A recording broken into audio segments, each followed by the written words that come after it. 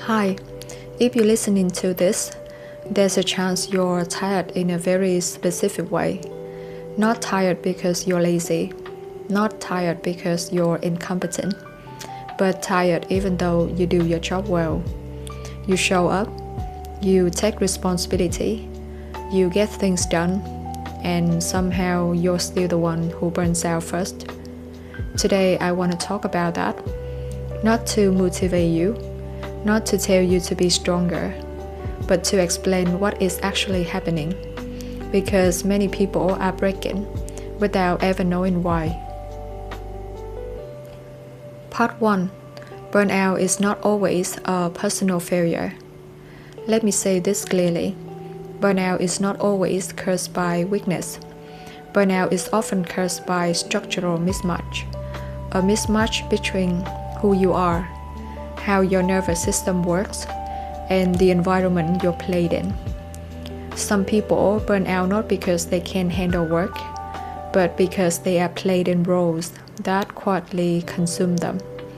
And the worst part, from the outside they look fine. They are capable, reliable, often well-liked, which makes it even harder to understand why they are the ones collapsing. Part 2. The tired people who burn out first. Here's something rarely said out loud.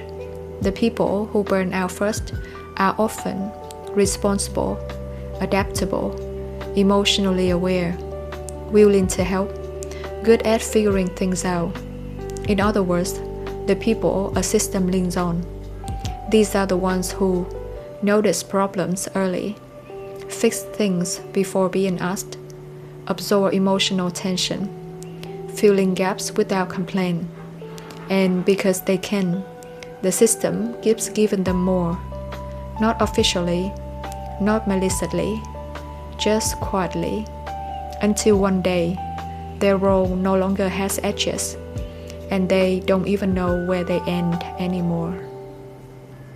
Part 3. Why multitasking breaks certain people.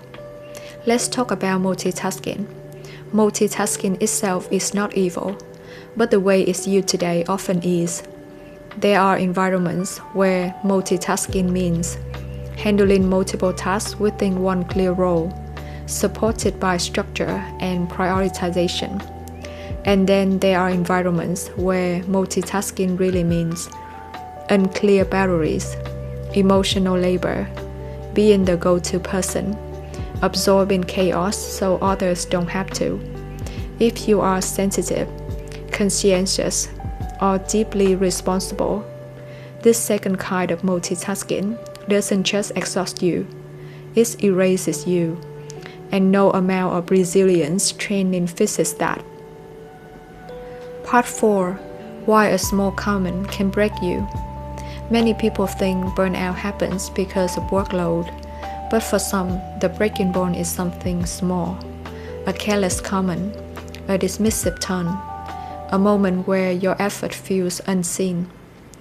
Why? Because by that point, your system is already empty. You weren't reacting to that one comment. You were reacting to months or years of overextension. That moment just removed the last reason you were holding on. This isn't emotional fragility. It's the nervous system saying, I can't keep protecting this system anymore. Part 5. This is not a moral problem. I want to be very clear here. This is not about being less kind, being more aggressive, learning to say no louder. If a role requires you to constantly defend your boundaries, that role is not designed for you. The solution is not to harden yourself. The solution is to change the structure you stand in. Some people are built to thrive in open, fluid, high ambiguity environments.